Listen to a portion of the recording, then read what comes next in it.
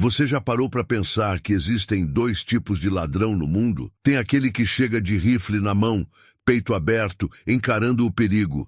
Esse aí, todo mundo conhece.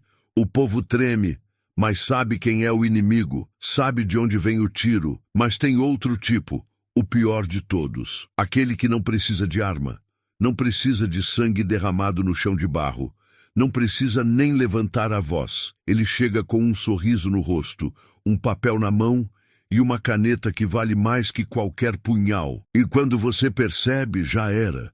Sua terra não é mais sua, seu gado não é mais seu, sua vida não é mais sua. No sertão do início do século XX, existiu um homem assim. Um homem que não montava a cavalo armado até os dentes, mas que controlava mais terras que qualquer coronel, que destruía mais famílias que a seca de 7 anos.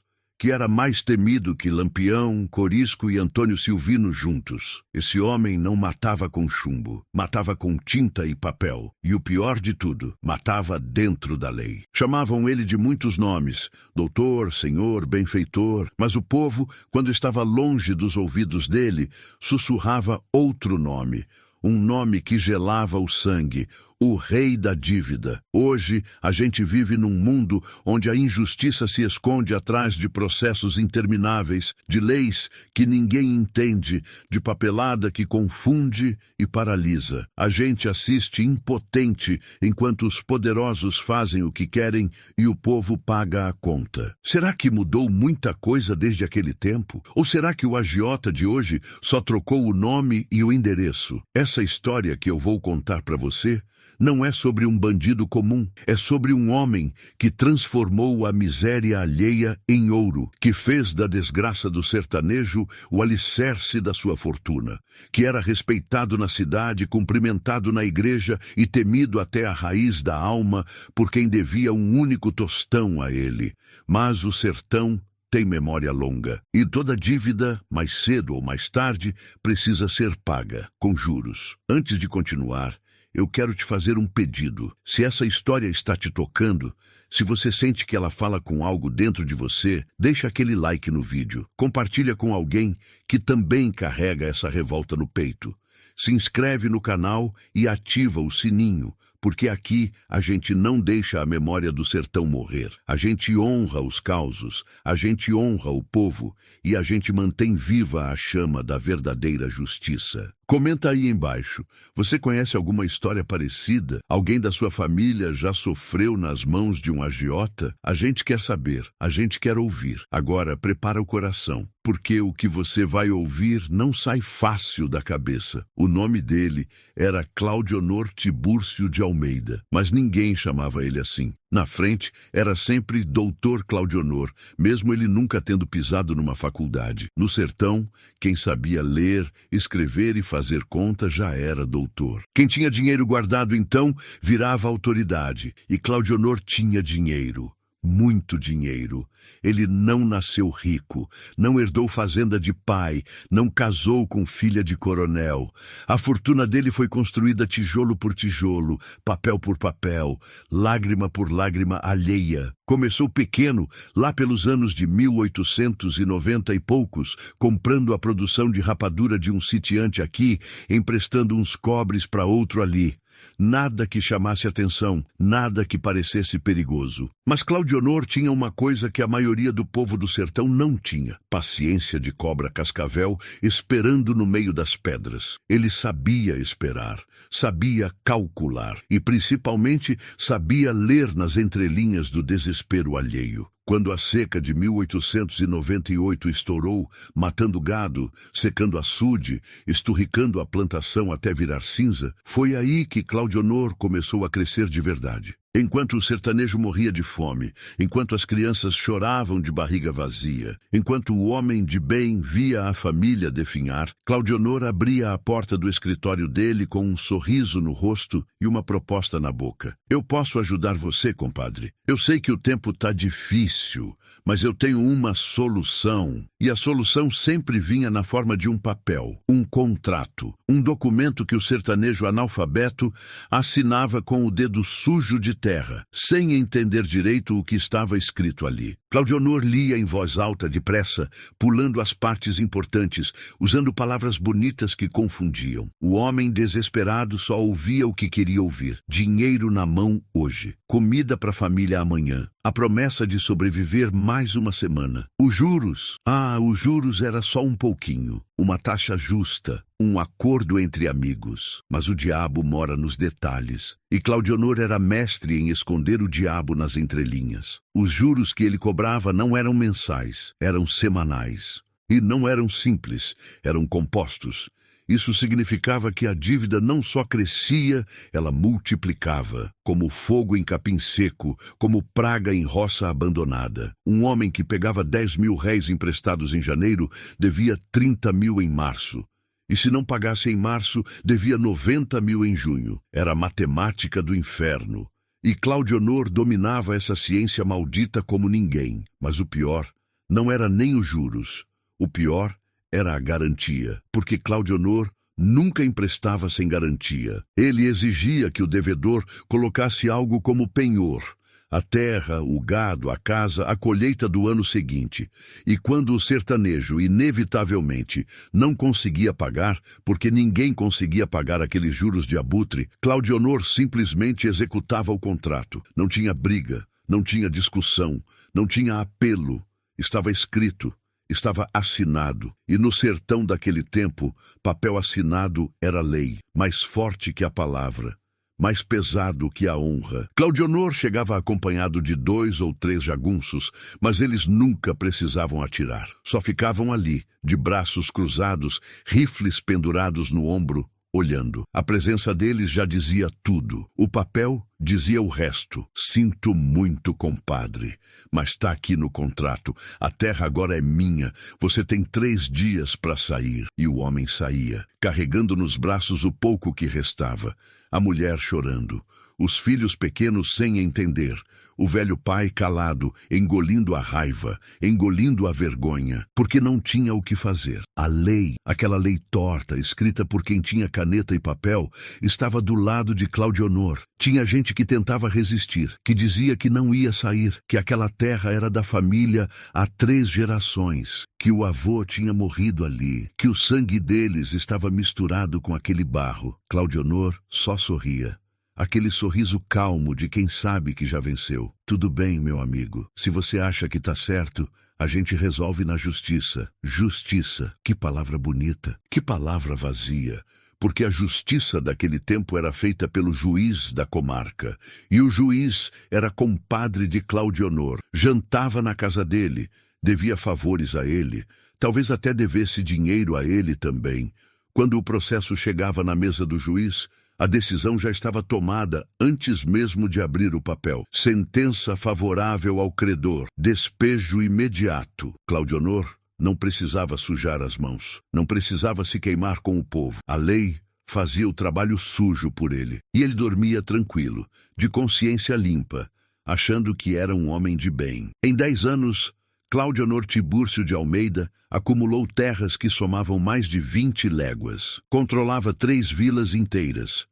Era dono de armazéns, de gado, de plantações. Mas o mais impressionante não era o tamanho da fortuna. Era o tamanho do medo que ele gerava. Porque todo mundo conhecia alguém que tinha perdido tudo para as mãos dele. Todo mundo tinha um tio, um primo, um vizinho que tinha caído na teia da dívida e nunca mais conseguiu sair. E todo mundo sabia que, se a desgraça batesse na porta, se a seca voltasse, se a doença chegasse, a única opção era bater na porta de Claudionor. E aí o ciclo recomeçava. Tinha gente que dizia que ele tinha pacto, que ninguém ficava rico daquele jeito sem vender a alma, que ele acendia vela preta de madrugada, que rezava de costas pro altar, que o dinheiro dele cheirava a enxofre. Outros diziam que ele era só esperto, que o problema não era ele, mas o povo que não sabia ler contrato, que a culpa era de quem assinava sem entender, que ele estava só fazendo negócio. Mas no fundo, Todo mundo sabia a verdade. Claudionor não era comerciante, era predador. E o sertão era a caça dele. Ele andava sempre bem vestido. Terno escuro, mesmo no calor que derretia as pedras. Chapéu de aba larga, bengala de cabo de prata, relógio de ouro no bolso do colete. Tinha um anel grosso no dedo mindinho, com uma pedra vermelha que brilhava igual brasa.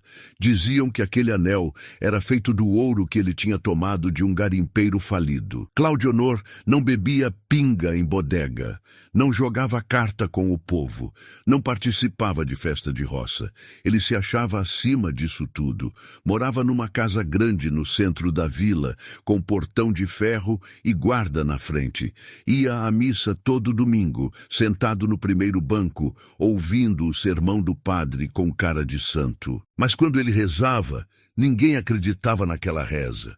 Porque como é que um homem que arrancava o pão da boca de viúva podia estar em paz com Deus? O padre, coitado, não podia dizer nada. Claudionor financiava a reforma da igreja, pagava a festa do padroeiro, doava esmola para os pobres, esmola que, no fim das contas, vinha do próprio bolso daqueles pobres. Era um ciclo perfeito de hipocrisia. E o povo? O povo engolia seco, cumprimentava ele na rua, tirava o chapéu quando ele passava, chamava de doutor com a voz mansa, mas por dentro ardia uma raiva que não tinha nome, uma revolta que não tinha vazão. Porque o que se faz contra um homem que mata sem arma, que destrói sem violência, que rouba usando a lei? No sertão daquele tempo, se um coronel fosse injusto, o povo sabia o que fazer. Procurava um cangaceiro, pagava para ver a justiça ser feita. Mas Claudionor não era coronel.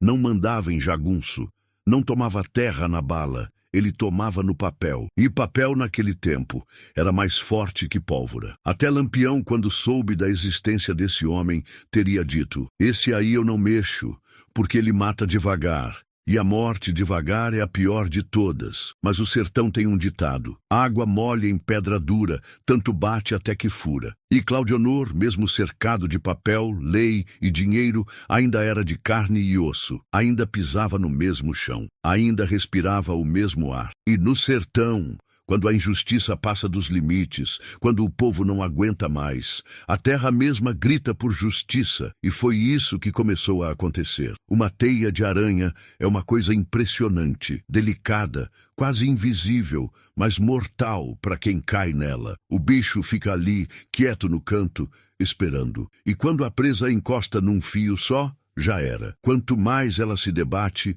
mais fica presa.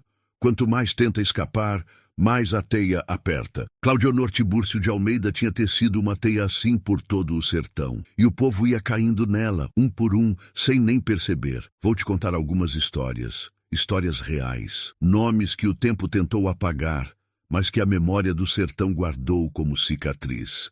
Zé Venâncio da Silva. Zé Venâncio era um homem de bem, trabalhador. Tinha um pedaço de terra herdado do pai, uns 20 alqueires de chão bom, com olho d'água que nunca secava. Plantava feijão, milho, mandioca. Criava umas cabeças de gado. Não era rico, mas também não passava fome. Tinha a esposa, Dona Maria das Dores, e 5 filhos. A vida era dura, mas era digna. Aí veio a seca. Não a grande, não. Uma seca menor, daquelas que aparecem de 2 em 2 anos. Mas foi o suficiente. A plantação murchou. O gado começou a definhar. Zé Venâncio viu os filhos olhando para ele, esperando comida, e sentiu o peito apertar. Foi quando alguém disse: procura o doutor Claudionor, ele ajuda. Zé Venâncio não queria. Tinha ouvido falar do homem. Mas o choro da criança mais nova, a menina de 3 anos pedindo um pedaço de rapadura, foi mais forte que o medo. Ele foi. Claudionor recebeu ele com aquele sorriso. Aquele sorriso que parecia bondade, mas tinha gosto de fel. Quanto você precisa, Zé? Só uns 200 mil réis, doutor, para comprar semente e um pouco de mantimento. Até a próxima colheita eu pago. Claudionor fez as contas no papel, escreveu os números com letra bonita. Explicou que os juros era de apenas 5% semanais. Zé Venâncio não entendeu direito. 5% parecia pouco. Parecia justo. Só preciso de uma garantia, Zé. Só para ter certeza que você vai honrar o compromisso. Que tipo de garantia, doutor? A terra. Só enquanto você não pagar. É só uma formalidade. Zé Venâncio hesitou, olhou para o papel, olhou para o homem. Pensou na filha com fome. Assinou. Levou os 200 mil réis para casa. Comprou mantimento, comprou semente. A família comeu, ele plantou e esperou a chuva. A chuva demorou. Quando veio, veio fraca. A colheita foi ruim. Zé Venâncio conseguiu pagar a primeira parcela. A segunda também, com dificuldade. Mas na terceira não tinha mais. A dívida, que era de 200 mil réis, já tinha virado 350 mil. Depois 500, depois 700. Zé Venâncio foi falar com Claudionor. Doutor, eu tô tentando, mas os juros estão comendo tudo, não consigo acompanhar. Claudionor abriu o livro de contas, mostrou os números. Tá tudo aqui, Zé, tá no contrato, você assinou. Mas, doutor, eu não sabia que ia crescer desse jeito. Ignorância da lei não é desculpa, Zé. O senhor é homem feito. Assinou de livre e espontânea vontade. Zé Venâncio saiu de lá, com o coração apertado.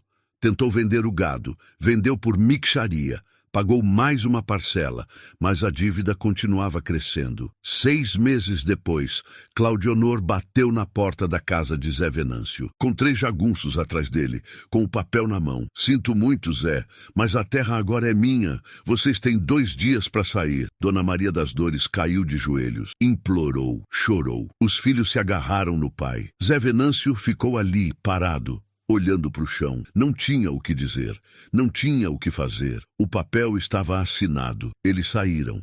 Foram morar num casebre emprestado, na beira da estrada. Zé Venâncio virou meeiro na terra que antes era dele. Trabalhava de sol a sol, para ganhar metade do que plantava. A outra metade ia para Claudionor. Zé Venâncio durou mais 3 anos. Morreu de desgosto, dizem. O corpo aguentou, mas a alma não. Dona Maria das Dores ficou viúva, com 5 filhos para criar, sem terra, sem casa, sem nada.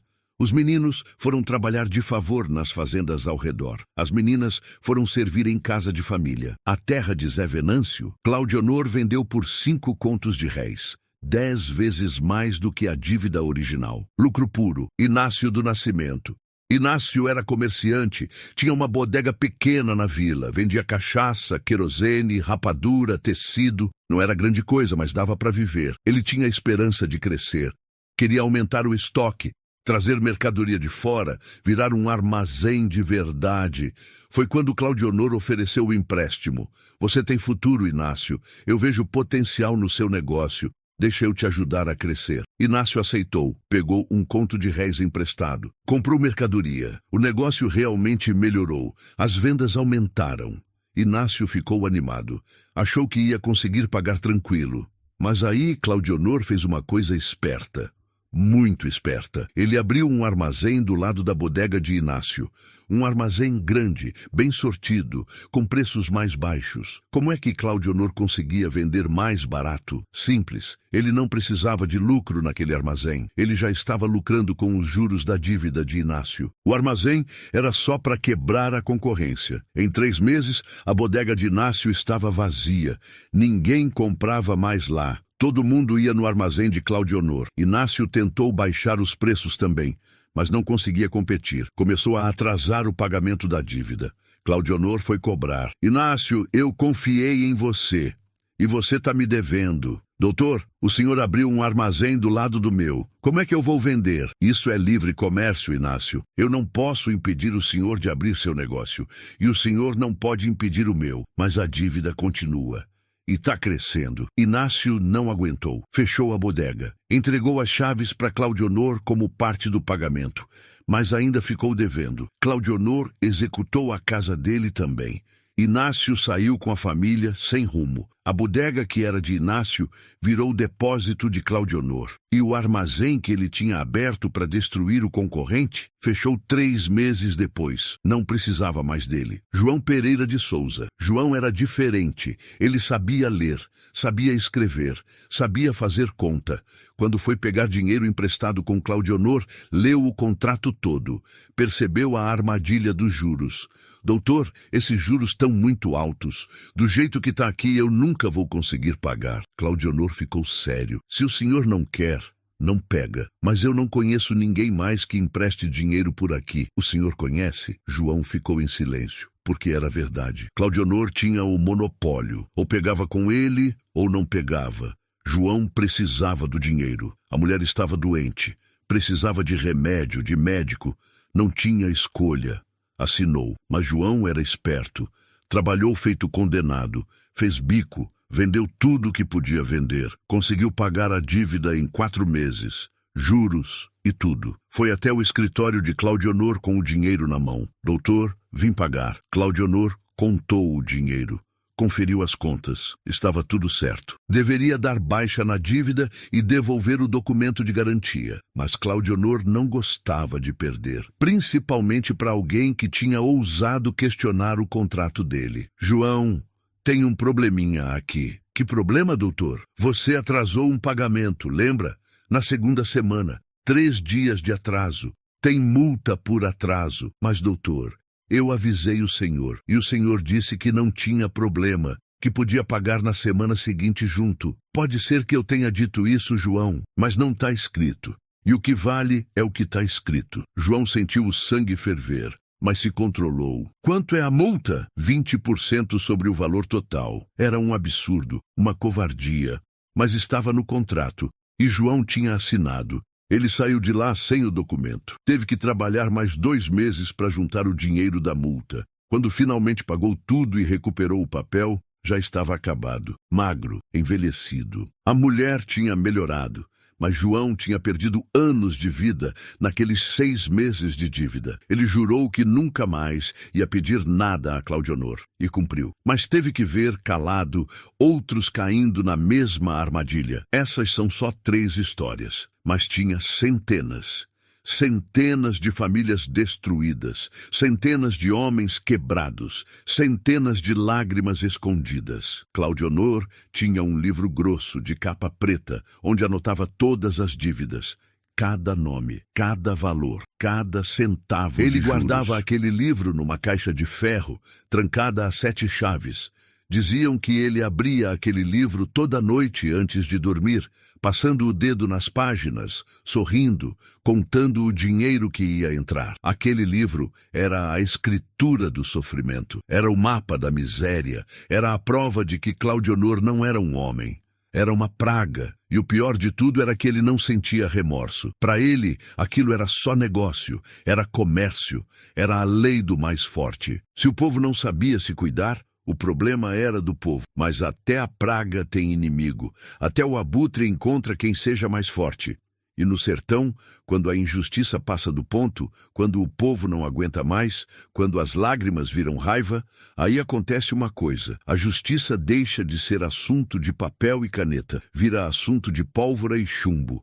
Tem momento na vida em que a conta fecha. Pode demorar 1 ano, pode demorar 10, mas 1 hora ela fecha. E quando fecha, não tem papel que segure, não tem lei que proteja, não tem jagunço que salve. Para Claudionor Tibúrcio de Almeida, essa conta começou a ser somada num dia de agosto de 1917. Um dia quente, daqueles que o sol parece ter raiva da terra. Mas o calor do sol não era nada comparado com o fogo que ia se acender naquele dia. Tudo começou com um velho, seu Damião Firmino. Damião Firmino tinha 72 anos. 72 anos de sertão no corpo. 72 anos de trabalho, de luta, de dignidade. Ele era respeitado na vila. Um homem que nunca tinha levantado a voz para ninguém, nunca tinha faltado com a palavra, nunca tinha se curvado para coronel ou para padre. Damião era viúvo. A esposa tinha morrido fazia 5 anos. Ele morava sozinho numa casinha simples de taipa no fim da rua. Não tinha muito. Tinha a casa, um pedacinho de terra nos fundos onde plantava umas verduras e uma coisa que valia mais que tudo: a criação da neta. A menina se chamava Terezinha. Tinha 9 anos. Ficou órfã quando os pais morreram de febre.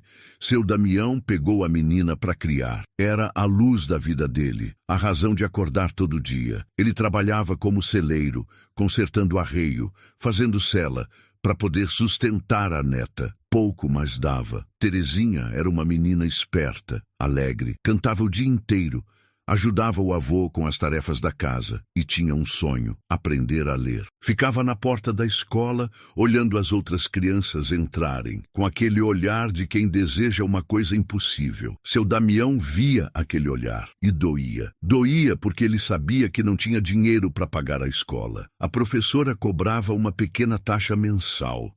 Não era muito, mas para quem mal tinha para comer era uma fortuna.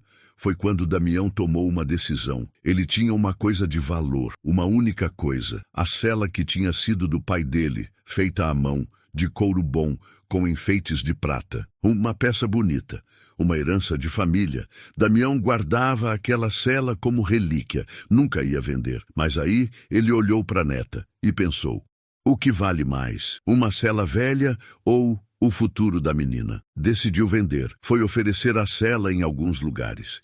Ninguém quis dar o preço justo, até que alguém disse: leva para o doutor Claudionor, ele compra. Damião não queria.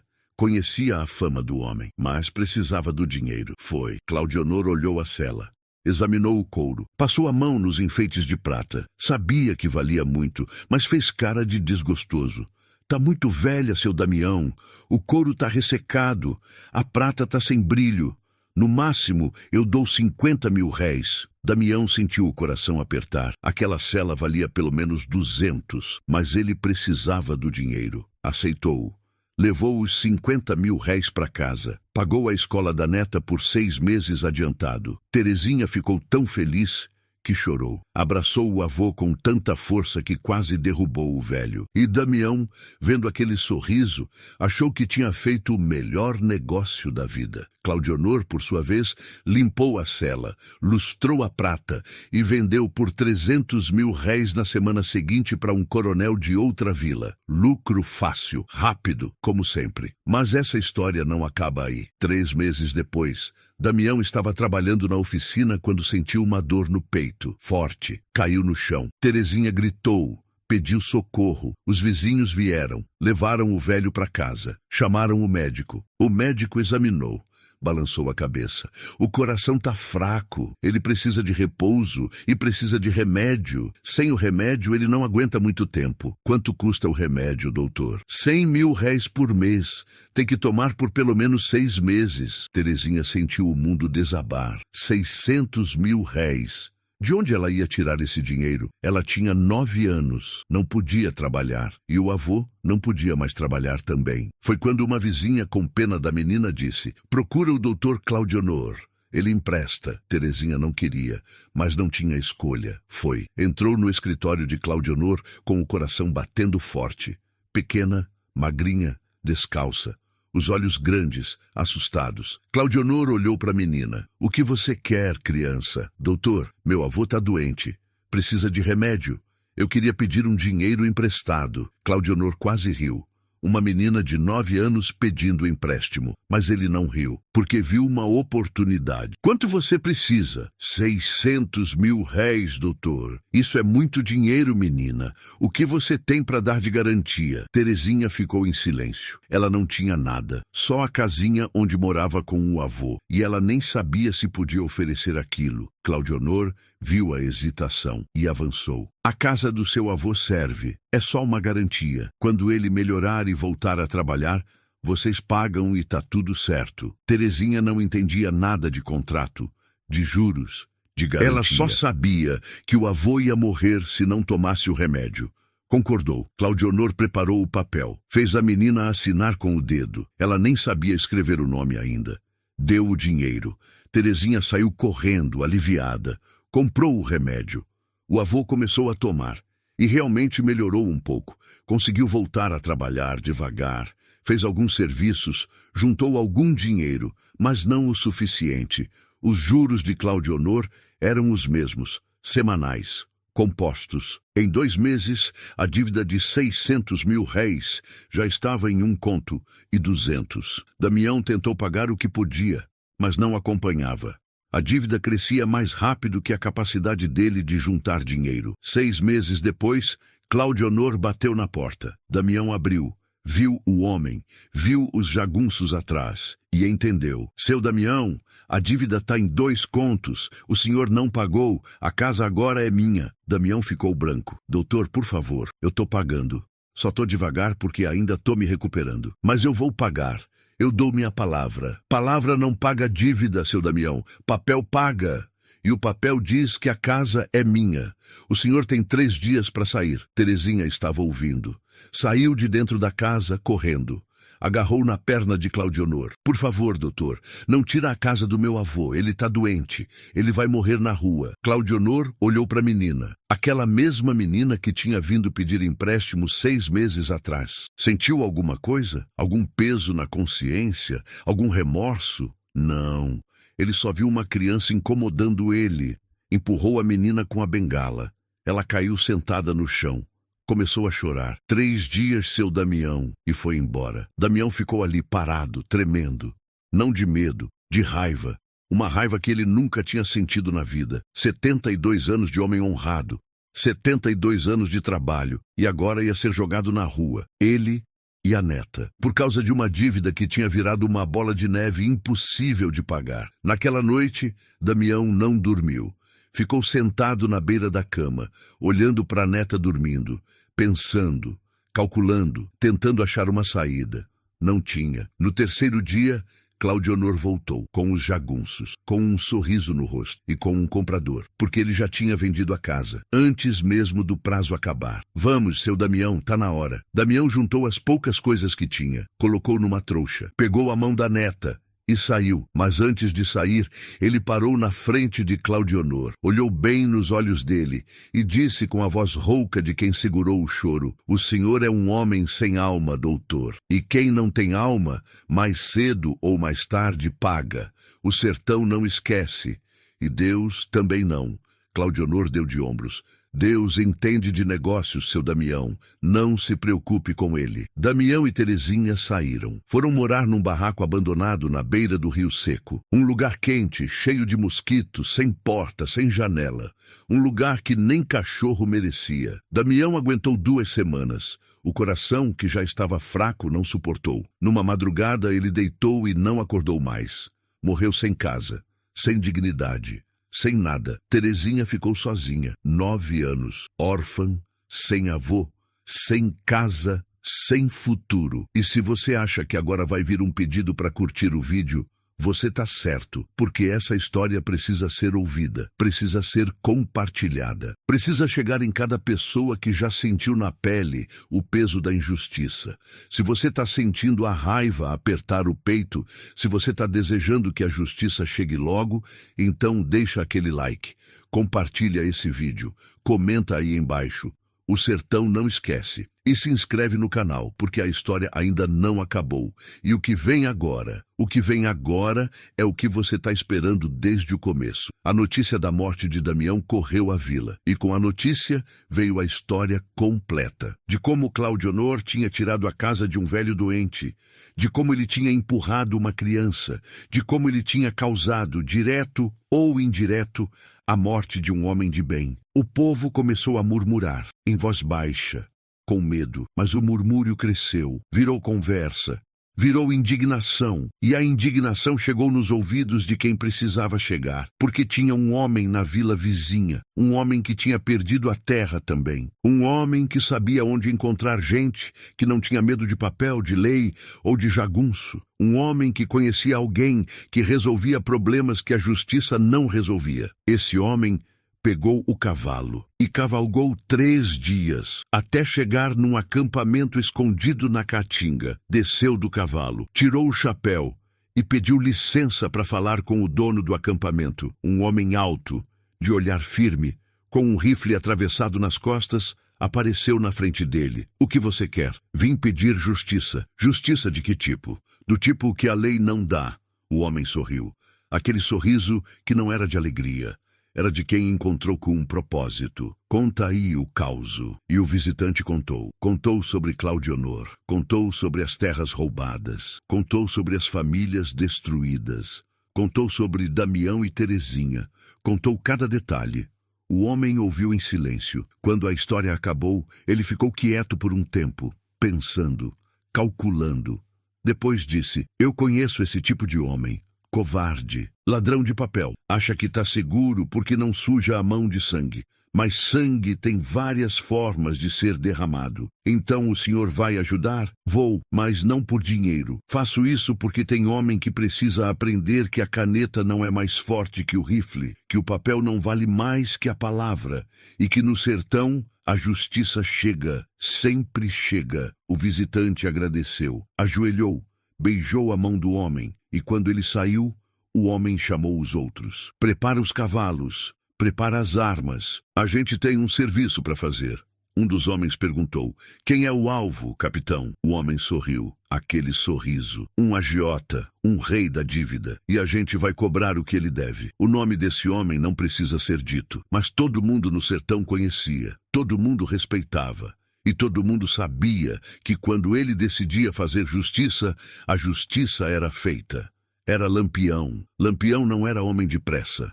Pressa mata, pressa deixa rastro, pressa faz o inimigo escapar. E Lampião tinha aprendido, nos anos de Caatinga, que a vingança bem feita é a vingança pensada. Quando ele decidiu que ia cuidar de Claudionor Tibúrcio de Almeida, a primeira coisa que fez foi estudar o inimigo. Porque todo homem tem fraqueza, todo homem tem rotina. Todo homem tem um ponto cego, e Lampião sabia encontrar esse ponto. Ele mandou 3 homens para a vila, 3 homens de confiança, mas não mandou eles armados, não mandou eles de uniforme de cangaceiro, mandou eles disfarçados. Um foi como tropeiro, outro como vendedor de rapadura, o terceiro como trabalhador procurando emprego. Vocês vão entrar na vila, vão conversar com o povo, vão observar tudo. Eu quero saber onde esse homem mora, por onde ele anda, com quem ele fala, que horas ele dorme, que horas ele acorda. Quero saber se ele tem mulher, se tem filho, se tem medo de trovão ou de cobra. Quero saber tudo. Os 3 foram. E durante 2 semanas, circularam pela vila, beberam cachaça na bodega, conversaram com os velhos na praça, fizeram amizade. E principalmente escutaram. O povo falava. Como falava. Quando alguém de fora perguntava sobre Claudionor, as línguas se soltavam. Cada um tinha uma história. Cada um tinha uma mágoa. E os 3 homens de Lampião ouviram tudo. Descobriram que Claudionor morava numa casa grande no centro da vila, que a casa tinha portão de ferro, muro alto e um guarda na frente, que ele saía todo dia de manhã para o escritório, às 8 em ponto, que voltava para casa ao meio-dia para almoçar, que saía de novo às 2 da tarde e voltava às 6 da noite. Descobriram que ele ia à missa todo domingo, sempre sentado no primeiro banco, que depois da missa ele ia tomar café na casa do juiz, que ele tinha um cavalo baio, manso, que ele montava de vez em quando para ir visitar as propriedades que tinha tomado. Descobriram que ele não tinha esposa, nunca casou, morava sozinho, só com uma empregada velha que cozinhava e limpava a casa, e com o guarda na porta. Descobriram que ele guardava o livro das dívidas numa caixa de ferro no escritório, que essa caixa ficava numa sala nos fundos, trancada, que só ele tinha a chave. Descobriram que Claudionor tinha medo de ladrão, medo de assalto. Por isso o guarda, por isso o muro alto, por isso ele nunca andava sozinho à noite. E descobriram uma coisa importante. Claudionor era vaidoso, gostava de ser visto, gostava de ser cumprimentado, gostava de andar pela vila mostrando o terno novo, o relógio de ouro, a bengala de prata, gostava de se sentir importante. Os 3 homens voltaram para o acampamento, contaram tudo para Lampião. Lampião ouviu em silêncio. Depois, pegou um graveto e começou a desenhar no chão. Desenhou a vila, a casa de Claudionor, o escritório, as ruas. Foi montando o mapa na cabeça. Esse homem se acha protegido, se acha seguro atrás do muro, atrás do guarda, atrás da lei. Mas ele esqueceu uma coisa. No sertão, não tem muro que segure cangaceiro, não tem guarda que impeça a justiça, e não tem lei que valha mais que a palavra de um cabra. Um dos homens perguntou: "E qual é o plano, capitão?" Lampião sorriu. Aquele sorriso. A gente não vai invadir a casa dele, não vai arrombar a porta, não vai atirar no guarda. A gente vai fazer diferente. A gente vai trazer ele até a gente. Como? Usando a fraqueza dele. a vaidade. Lampião sabia que não podia simplesmente chegar na vila e executar Claudionor. Isso ia causar problema. O juiz, o delegado, os jagunços de aluguel, todo mundo ia cair em cima do bando. E pior, o povo ia ter medo de apoiar, porque Claudionor tinha poder, tinha influência, tinha dinheiro para comprar proteção. Então Lampião decidiu fazer de um jeito que o povo visse, de um jeito que não deixasse dúvida de que aquilo era justiça, não era crime. Ele mandou um recado para a vila. Um recado que passou de boca em boca, discreto, sussurrado. O recado dizia o seguinte: Lampião vai fazer justiça. Quem deve, vai pagar. Quem oprime, vai cair. E quem rouba com papel, vai devolver com sangue. O recado chegou nos ouvidos de Claudionor. Ele ficou nervoso.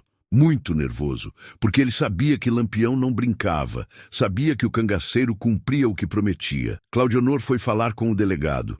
Eu ouvi falar que Lampião tá vindo para cá, que ele tá de olho em mim. Eu preciso de proteção.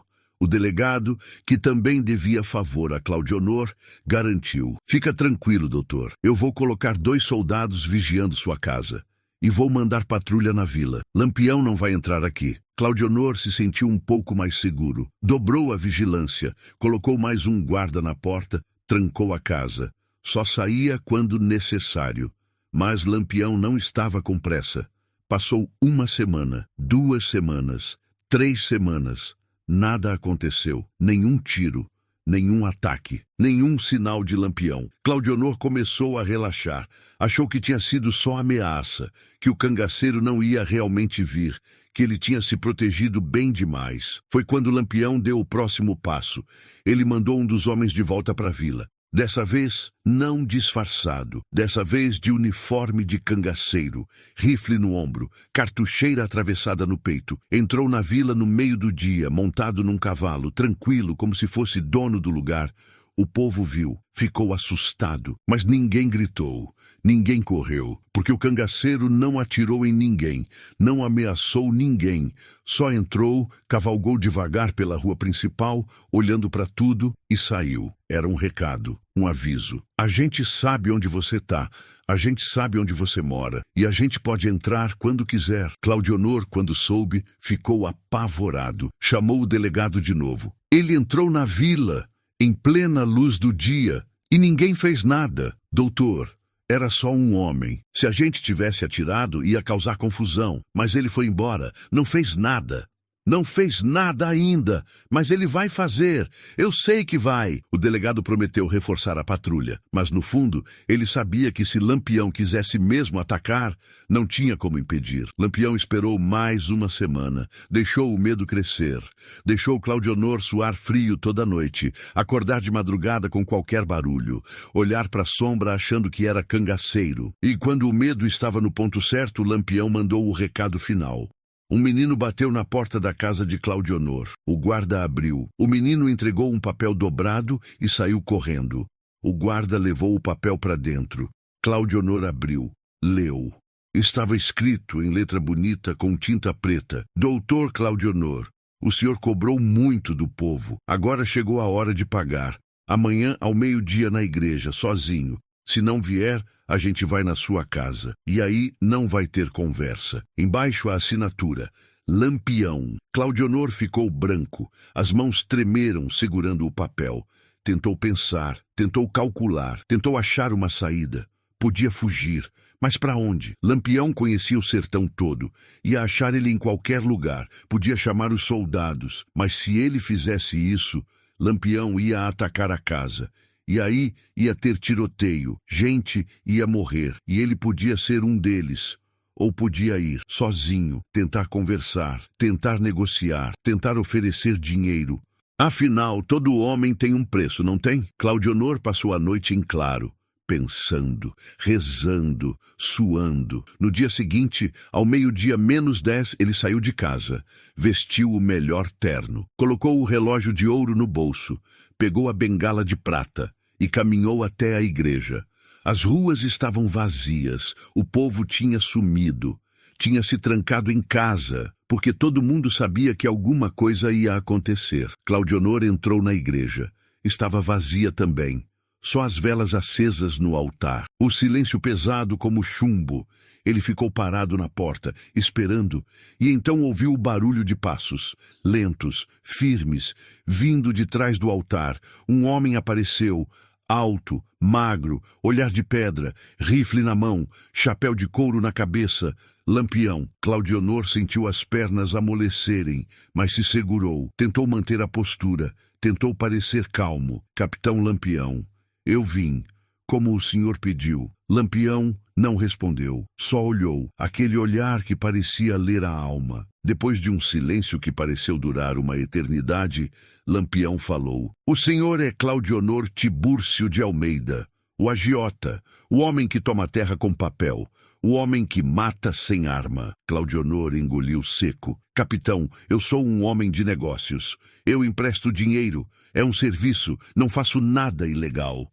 Ilegal não, mas injusto, covarde, sem honra. Eu sigo a lei, capitão. A lei do homem, talvez, mas não a lei do sertão. E aqui, a lei do sertão vale mais. Claudionor tentou outra estratégia. Capitão, eu ouvi falar do senhor. Sei que o senhor é um homem justo, um homem que entende de negócio também. Eu tenho dinheiro, muito dinheiro. Posso ajudar o senhor. Posso pagar o que o senhor quiser. Lampião deu um passo à frente.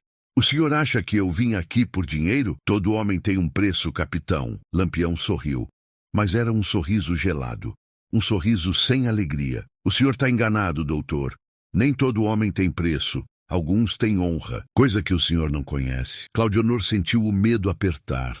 Tentou recuar, mas Lampião levantou a mão. Fica aí, eu ainda não terminei. E então Lampião fez uma coisa que ninguém esperava. Ele chamou alguém. Pode entrar. A porta da igreja se abriu.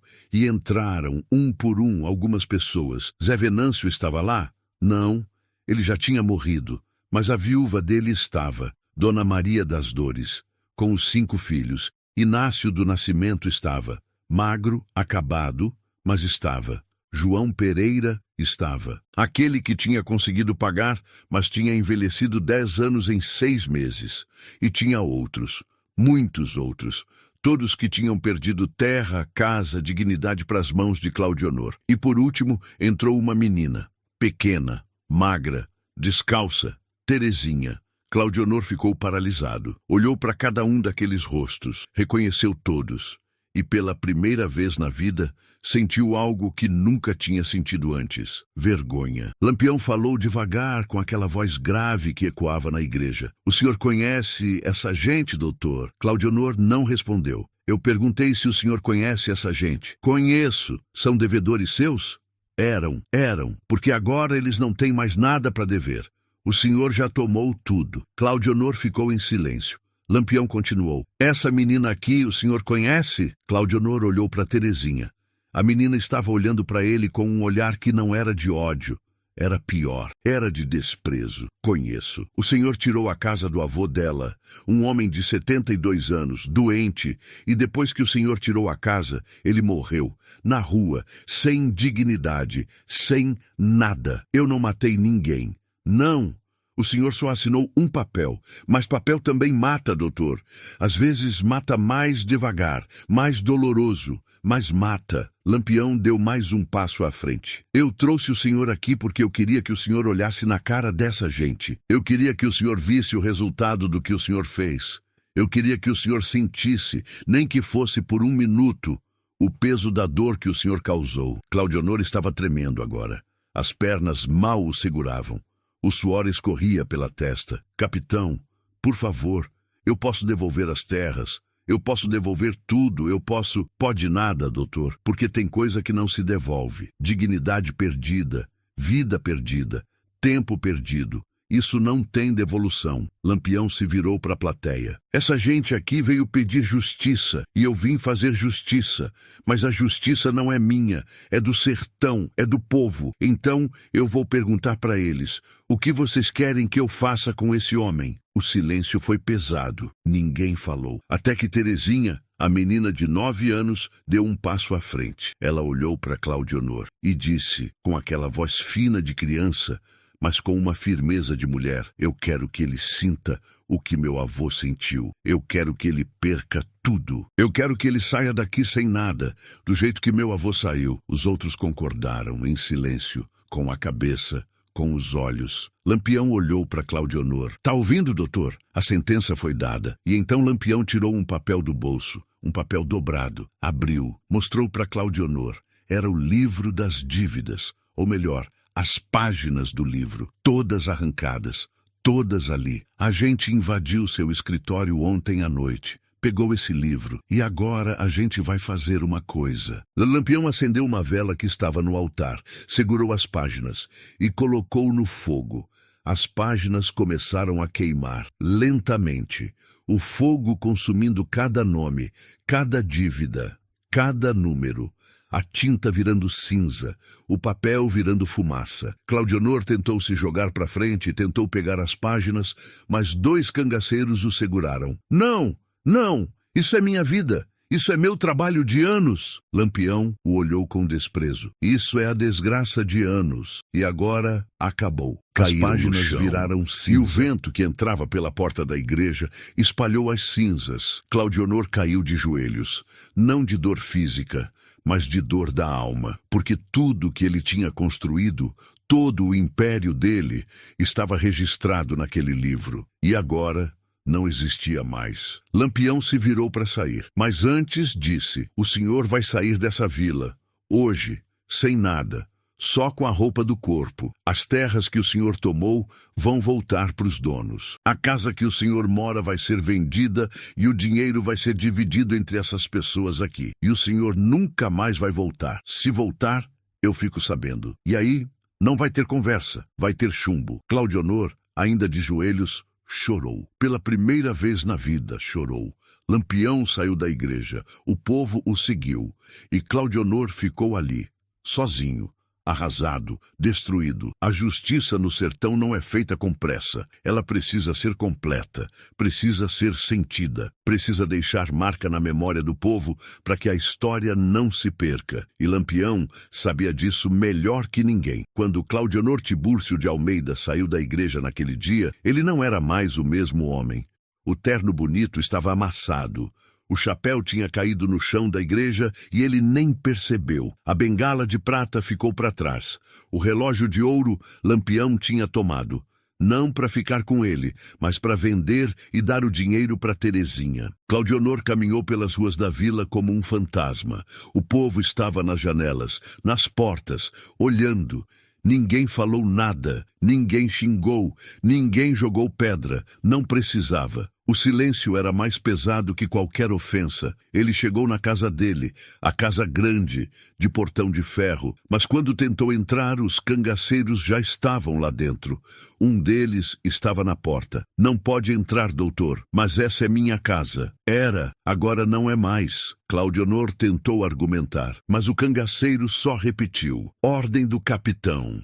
O senhor sai da vila, agora. Claudionor olhou para o portão, para o muro, para a casa que ele tinha construído com o dinheiro das lágrimas alheias, e percebeu que não tinha mais nada, literalmente nada. Mas, para onde eu vou? O cangaceiro deu de ombros. O sertão é grande, doutor. Acha um canto. E foi assim que Claudionor saiu da vila, a pé, sozinho, com a roupa do corpo, sem dinheiro, sem comida, sem rumo. O homem que tinha sido temido como rei, agora era mendigo. O homem que tinha tirado tudo de tanta gente, agora não tinha nada. E o pior de tudo, ele sabia que mereceu. Lampião ficou na vila por 3 dias, não para aterrorizar, não para roubar, mas para organizar a justiça. Ele reuniu o povo na praça, chamou todos que tinham perdido terra, casa ou bens para as mãos de Claudionor e fez uma assembleia. Ali mesmo, ao ar livre, debaixo do sol quente. Essa gente aqui perdeu o que era deles, e agora a gente vai devolver. Ele tinha levado um homem que sabia ler e escrever, um dos cangaceiros mais letrados do bando, e mandou ele fazer uma lista, nome por nome, terra por terra, casa por casa. Zé Venâncio, morto, mas a viúva estava viva. E os filhos também. Lampião mandou devolver a terra para a família. Inácio do Nascimento perdeu a bodega. Lampião mandou devolver a bodega e ainda deu um dinheiro para ele recomeçar. João Pereira já tinha pago tudo, mas tinha sofrido. Lampião deu a ele uma parte do dinheiro que foi encontrado na casa de Claudionor. Não era muito, mas era um reconhecimento pelo sofrimento. E Terezinha, a menina de 9 anos que tinha perdido o avô. Lampião se ajoelhou na frente dela, olhou nos olhos dela e disse: "Pequena, eu não posso trazer seu avô de volta, mas eu posso te dar o que ele ia querer que você tivesse." Ele entregou para ela a chave da casa de Claudionor. "Essa casa agora é sua. Quando você crescer, você pode vender, pode morar, pode fazer o que quiser, mas ninguém vai tirar isso de você. Nunca mais." Terezinha olhou para a chave, depois olhou para Lampião. E pela primeira vez desde a morte do avô, ela sorriu. Um sorriso pequeno, tímido, mas verdadeiro. "Obrigada, capitão." Lampião passou a mão na cabeça da menina. "Cresce direito, viu? E quando alguém te perguntar quem te deu essa casa, você diz: foi a Justiça do Sertão." Mas a história não acabou aí. Porque Lampião sabia que só devolver as terras não era suficiente.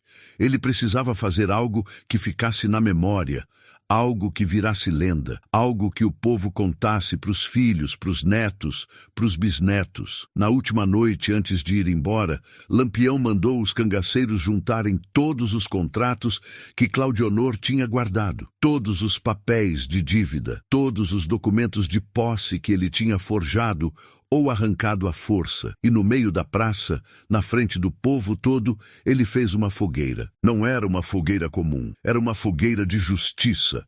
Um por um, Lampião jogou os papéis no fogo, e enquanto jogava, ia lendo os nomes em voz alta: José Venâncio da Silva, dívida perdoada; Inácio do Nascimento, dívida perdoada; João Pereira de Souza, dívida perdoada, e assim por diante. Dezenas de nomes, centenas de dívidas, tudo virando fumaça, tudo virando cinza. O povo assistia em silêncio. Alguns choravam, alguns sorriam, alguns só olhavam, ainda sem acreditar que aquilo estava acontecendo. Quando o último papel virou cinza, Lampião se virou para a multidão: "Isso aqui que vocês viram hoje não foi obra minha, foi obra do sertão.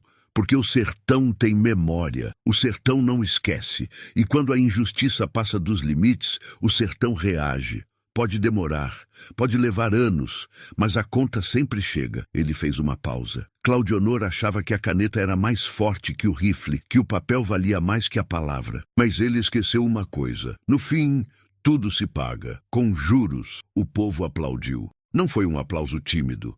Foi um aplauso de quem tinha sido libertado, de quem tinha visto a justiça acontecer com os próprios olhos. E naquela noite, Lampião e o bando saíram da vila, montaram nos cavalos e sumiram na escuridão da caatinga. Antes de eu continuar, chegou a hora de você fazer sua parte. Se essa história tocou seu coração, se você sentiu a justiça sendo feita, se você entendeu que no sertão a palavra vale mais que o papel, então deixa aquele like agora. Compartilha esse vídeo com quem precisa ouvir. Comenta aí embaixo, a conta sempre chega. E se inscreve no canal, porque a gente não deixa as lendas do sertão morrerem. A gente mantém viva a chama da verdadeira história do Brasil. Claudionor Tibúrcio de Almeida nunca mais foi visto naquela vila, nem em nenhuma vila ao redor. Dizem que ele vagou pelo sertão durante meses, pedindo esmola, dormindo debaixo de árvore, comendo o que encontrava pelo caminho. O homem que tinha sido rei virou farrapo. Alguns contam que ele foi parar numa cidadezinha longe, no interior da Paraíba, que conseguiu um emprego de varredor de rua, que vivia num quartinho nos fundos de uma pensão barata, que morreu sozinho anos depois, sem ninguém para chorar por ele. Outros dizem que ele enlouqueceu, que passava os dias falando sozinho, repetindo números, calculando juros imaginários, tentando refazer de memória o livro que tinha sido queimado. Tem até quem diga que ele foi encontrado morto na beira de um rio seco, com a boca cheia de terra, como se tivesse tentado comer o chão de tanta fome. A verdade, ninguém sabe, e no fundo ninguém se importa, porque o que importa não é como Claudionor terminou. O que importa é o que ele representou. e como ele foi derrotado. A história do rei da dívida virou lenda no sertão. Quando um pai queria ensinar o filho sobre justiça, contava essa história. Quando um velho queria alertar um jovem sobre ganância, contava essa história. Quando alguém se achava esperto demais, achava que podia roubar o povo usando a lei, o povo lembrava: cuidado, porque teve um homem assim. E Lampião deu um jeito nele. A casa que tinha sido de Claudionor virou um símbolo. Terezinha cresceu ali, virou uma moça bonita, trabalhadeira, honrada. Nunca vendeu a casa, criou os filhos dela ali. E quando os netos perguntavam como ela tinha conseguido aquela casa, ela contava a história do avô, a história de Lampião, a história da justiça. E a cada vez que a história era contada, ela crescia um pouco, ganhava detalhes, ganhava cores, porque é assim que as lendas nascem. Elas começam com um fato, e o povo vai acrescentando, vai bordando, vai transformando em algo maior. Dizem que na noite em que Lampião queimou os papéis, o fogo brilhou tão forte que iluminou a vila inteira, que a fumaça subiu para o céu e formou uma nuvem negra que tampou a lua, que os cangaceiros cantaram uma música de vitória que ecoou pela caatinga afora.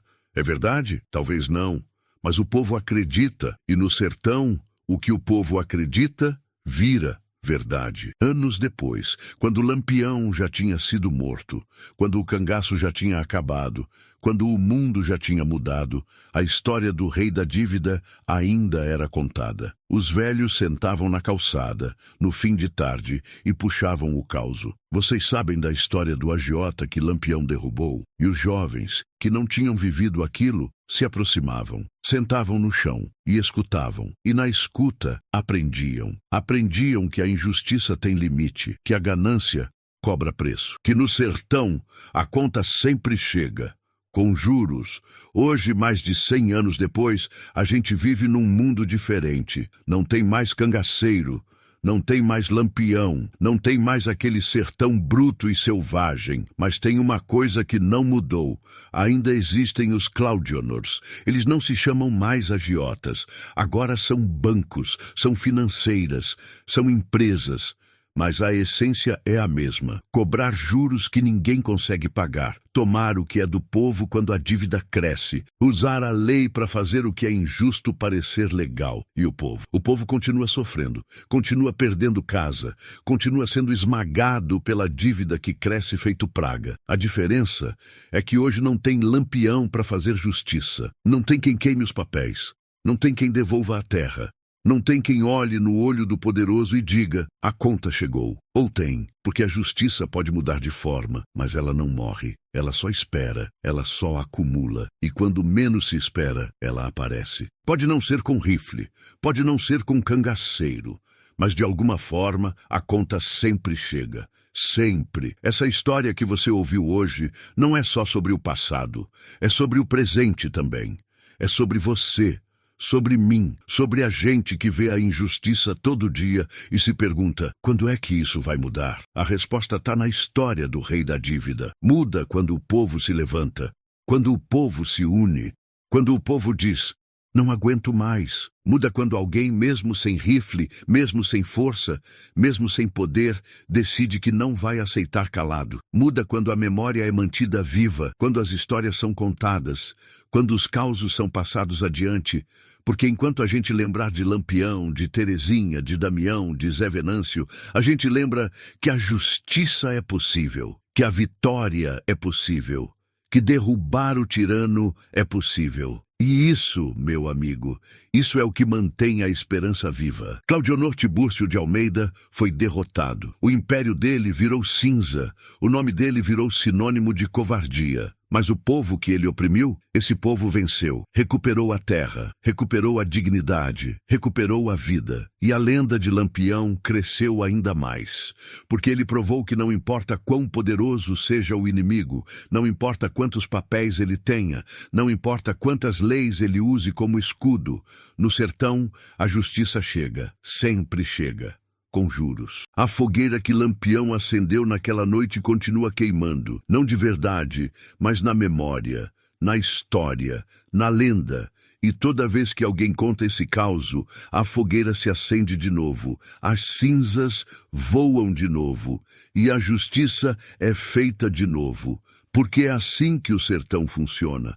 A terra esquece, o tempo apaga, mas a história fica. E enquanto tiver alguém para contar, enquanto tiver alguém para escutar, enquanto tiver alguém para acreditar, a chama não morre. Então, se você chegou até aqui, se você ouviu essa história inteira, eu quero te fazer um pedido final. Não deixa essa história morrer. Conta ela para seus filhos, para seus netos, para seus amigos, porque o Claudionor de hoje precisa saber que o povo tem memória, que o povo não esquece, e que mais cedo ou mais tarde a conta chega. Deixa o like nesse vídeo, compartilha com todo mundo que você conhece. Comenta aí embaixo o que você achou, se você conhece alguma história parecida, se você já viu justiça sendo feita ou injustiça sendo cometida. E se inscreve no canal, porque aqui a gente não deixa a história morrer. A gente mantém viva a chama da verdadeira justiça do sertão. E lembra sempre, no sertão, a conta sempre chega, com juros.